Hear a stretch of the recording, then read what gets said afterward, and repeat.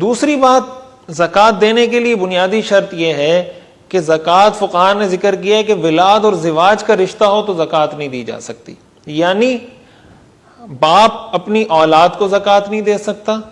ماں اپنی اولاد کو زکوٰۃ نہیں دے سکتی، اسی طرح بیٹا اپنے والد کو اور بیٹا اپنی والدہ کو زکوٰۃ نہیں دے سکتا. اسی طرہ اوپر کی طرف چلتے چلے جائیں، دادا دادی، نانا نانی، پردادا پردادی، اسی طرح نیچے کی طرف پوتا پوتی، نواسا نواسی، پڑ پوتا پڑ پوتی، یہ سارا یعنی اوپر نیچے کے جو رشتے ہیں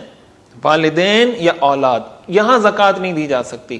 اسی طرح میاں بیوی ایک دوسرے کو زکوٰۃ نہیں دے سکتے، شوہر بیوی کو زکوٰۃ نہیں دے سکتا، بیوی شوہر کو زکوٰۃ نہیں دے سکتی. اس کے علاوہ جتنے رشتہ دار ہیں اگر وہ مستحق ہیں زکوٰۃ لینے کے، ان کو زکوٰۃ دی جا سکتی ہے. لہٰذا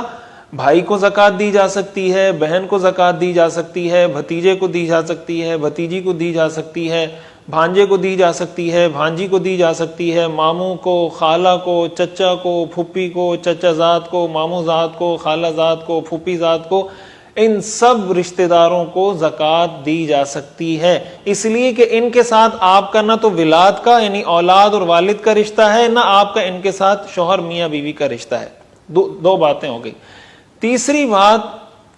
کسی سید کو زکوٰۃ نہیں دی جا سکتی. حدیث شریف میں آتا ہے رسول اللہ صلی اللہ علیہ وسلم نے ارشاد فرمایا کہ زکوٰۃ لوگوں کے مال کا میل کچیل ہے، اور آل محمد کے لیے یہ بات مناسب نہیں ہے کہ وہ لوگوں کے مال کے میل کچیل کو استعمال کرے. اسی طرح حدیث میں آتا ہے رسول اللہ صلی اللہ علیہ وسلم فرماتے ہیں میں کبھی کبھی اپنے گھر آتا ہوں تو مجھے بستر پر ایک کھجور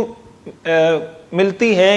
اور مجھے بھوک بھی ہوتی ہے، مجھے اس کی ضرورت بھی محسوس ہو رہی ہوتی ہے، لیکن میں اس وجہ سے وہ کھجور نہیں کھاتا کہ کہیں یہ زکوٰۃ کی نہ ہو، اس وجہ سے میں اس کھجور کو ہاتھ نہیں لگاتا. اور یہ بھی روایت میں آتا ہے کہ ایک مرتبہ حضرت حسن رضی اللہ تعالیٰ عنہ زکوٰۃ کی ایک کھجور حضرت حسن نے منہ میں ڈال دی تو حضور علیہ الصلوۃ والسلام نے فرمایا کخ کخ، یہ حدیث کے الفاظ ہیں کہ آپ نے فرمایا اس کو تھوکو، اس کو منہ سے نکالو، اور کیا تم نہیں جانتے کہ آل محمد کے لیے زکوٰۃ لینا جائز نہیں ہے؟ حالانکہ حضرت حسن بچے تھے، وہ مکلف نہیں تھے، لیکن حضور علیہ الصلوۃ والسلام نے اپنی اولاد، اپنی اہل بیت کی تربیت اس انداز سے کی تھی کہ بچپن سے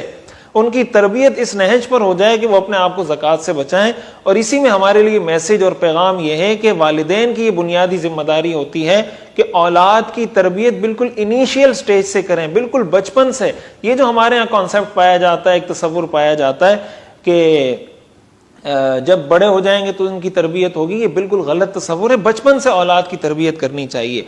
سید سے مراد ایک تو حضرت فاطمہ رضی اللہ تعالی عنہ کی جو اولاد میں جو لوگ آتے ہیں جن کو سید کہا جاتا ہے عموماً ہمارے معاشرے میں، حضرت حسن رضی اللہ تعالیٰ عنہ کی اولاد میں ہوں، حضرت حسین رضی اللہ تعالیٰ عنہ کی اولاد میں ہوں. اسی طرح آل جعفر، آل عقیل اور آل عباس جن کو بنو ہاشم کہا جاتا ہے، یہ سب اور ان کی اولادیں. اسی طرح حضرت فاطمہ رضی اللہ تعالیٰ عنہ کی اولاد، ان سب کو سید اور بنو ہاشم کہا جاتا ہے، ان کو زکوٰۃ دینا جائز نہیں ہے. البتہ ایک بات یہ سمجھنی چاہیے کہ سید کو زکوٰۃ دینا جائز نہیں ہے، اس کا مطلب یہ ہے کہ آپ سید کو ہدیہ دیں، آپ اس کی نفلی صدقات کے ذریعے مدد کریں، ان کا ہم پر حق ہے. دیکھیں حضور علیہ الصلوۃ والسلام کے زمانے میں تو سادات کو خمس ملتا تھا. وَاعْلَمُوا أَنَّمَا غَنِمْتُم مِّن شَيْءٍ فَأَنَّ لِلَّهِ خُمُسَهُ وَلِلرَّسُولِ وَلِذِي الْقُرْبَى. تو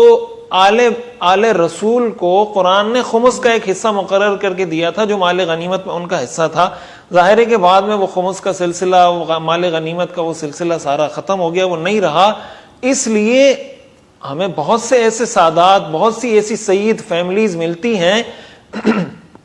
جو مستحق ہوتی ہیں اور وہ بیچارے زکوٰۃ لے نہیں سکتے اور دوسرے ذریعے سے کوئی مدد نہیں کرتا. دیکھیں یہ معاشرے کی ذمہ داری ہے، ان کا حق ہے. ان کا حق تو اور مستحقین سے زیادہ ہے، اس لیے کہ وہ آل رسول ہیں، وہ حضور علیہ الصلوۃ والسلام کے اہل بیت سے تعلق رکھتے ہیں، وہ حضور کے رشتہ دار ہیں. کہیں خدا نہ خواستہ ایسا نہ ہو کہ ہمارے معاشرے میں ایسی سید فیملیز موجود ہوں اور ہم ان کو نظر انداز کر دیں، تو کہیں قیامت کے دن اگر رسول اللہ صلی اللہ علیہ وسلم نے پوچھ لیا کہ یہ میری اہل بیت تھے، یہ میری آل کے لوگ تھے،